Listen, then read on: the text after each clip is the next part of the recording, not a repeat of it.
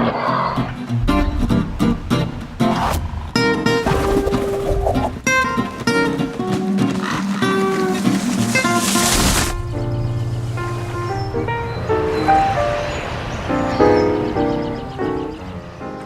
you, Lee. Our next presenters are, as I said, presenters, they're plural. They are two teachers from Wisconsin working on the Ice Age Trail primarily, Chris McNeil and Luke Cloverdance.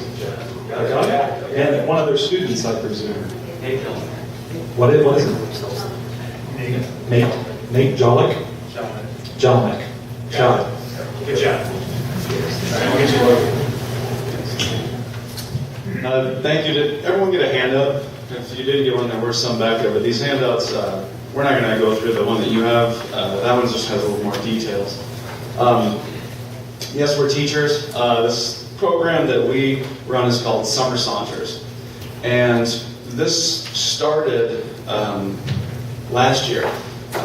We're teachers, like I said, and the administration sends out their plea to get teachers to do summer school programs. And of course, very few teachers take them up on that. It's one of the rare times when they're actually begging us for something.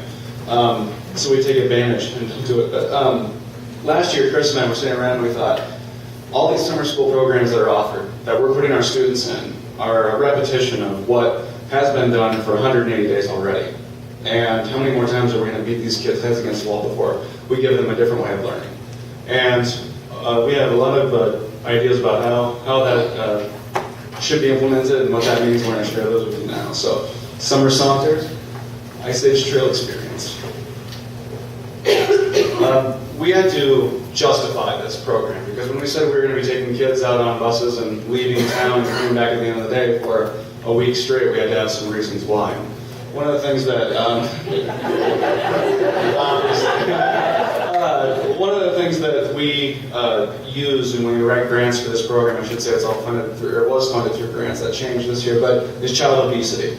And the research is growing in this field. 20 years ago, or in the past 20 years, kids 6 to 11 have doubled.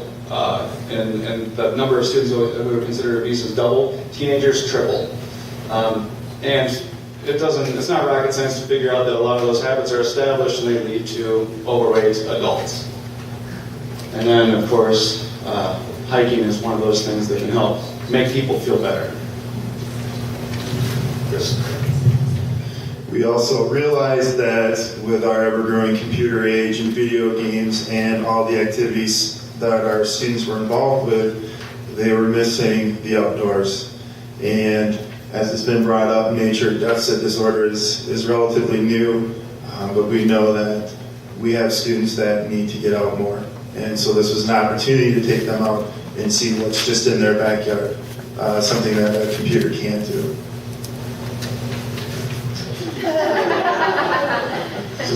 Not all the students came back with us. As teachers, we know that after September when they come back to us, that they've lost some of the learning that's taken place. And it has been shown that if they can do any sort of work throughout the summer, that loss is minimal.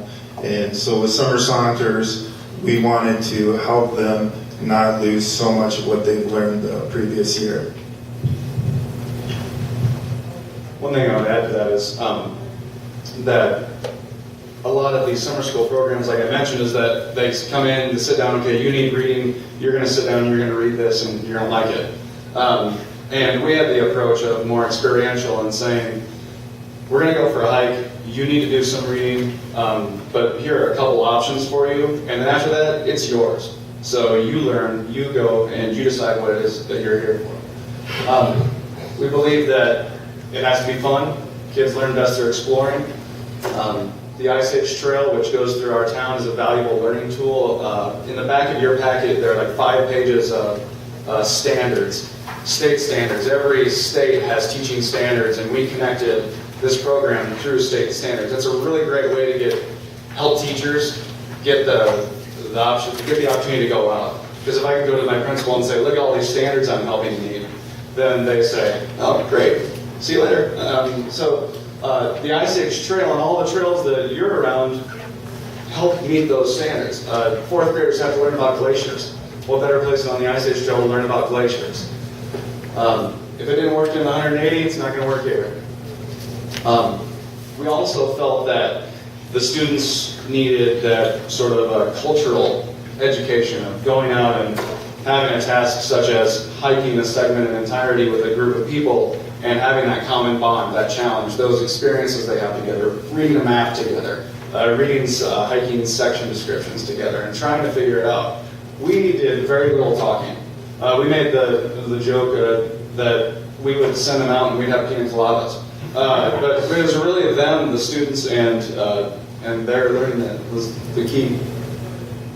We also spent a lot of time getting the families the resources so that they could continue these behaviors we were helping establish. Each student gets an Ice Age Trail Atlas, and this is a great document. It has all the maps of every segment, every road connector in the state, and then they also get an Ice Age Trail companion guide, which is the literature, the description, the flora, the fauna, the geography, all of that. And these are the textbooks. They're given to the family so that they can continue to use them and continue to go out. And that ties in with the next one. And in order to make sure this doesn't lead to adult obesity, that they have a chance to go out and keep going. And then the other perk, and one of the things that we've always felt, is that when we get kids out of classrooms, out of a traditional classroom, out of a desk, the behavior problems are mitigated dramatically. We didn't have one behavior problem. And our selection process includes students that qualify for free and reduced lunch and students with behavior problems, and we didn't have one issue. We give them the whole one mess up and you're out of here talk, but we never had to enforce that, thank goodness. And one of the reasons we didn't have to enforce that is the responsibility. We gave them responsibility and trust. And it's amazing what students can do when they feel like they are trusted and have responsibility. The goals of our summer Saunters, the three main ones, childhood obesity, nature deficit disorder, and summer learning loss. It's summer for us too. Right, teachers also. We also go through summer learning loss. But some of the other goals, we wanted to get families involved. And there were so many days when a child would come the next day with the dad or the mother and want to take them out and have them experience this. And that was something that we know we're going to have more of this summer. Also, the relationships that were built within the group of students, those relationships got stronger because we were all doing the same thing together, conquering this trail, working through the hike or the swarm of mosquitoes or the heat, or just building relationships by working together. And our overall goal was to have fun. We knew that we could take this group of students out there and we could make it a fun experience for them. And every day ended with kids excited about the next day. We live in a small community and run into the parents throughout the year, and they were still talking about this experience that their child had. And really, all we did was give them some responsibilities and trust, and we made it fun. I'm still up. Who participated? We had, last year, 26 students, 5 mentors. The mentors were high school students that volunteered for this. They took time out of their schedule of working and getting money and came and volunteered and led groups of students. And it was amazing. In fact, we have now this year tripled our mentors. We have the high school guidance counselor contacting us with more people that want to help out and volunteer. And of course, the two certified teachers, and it's amazing that they give us this responsibility. We're the responsible ones. Right. Big support from the Ice Age Trail Alliance. All the hours that they've helped us with everything and the materials was insurmountable.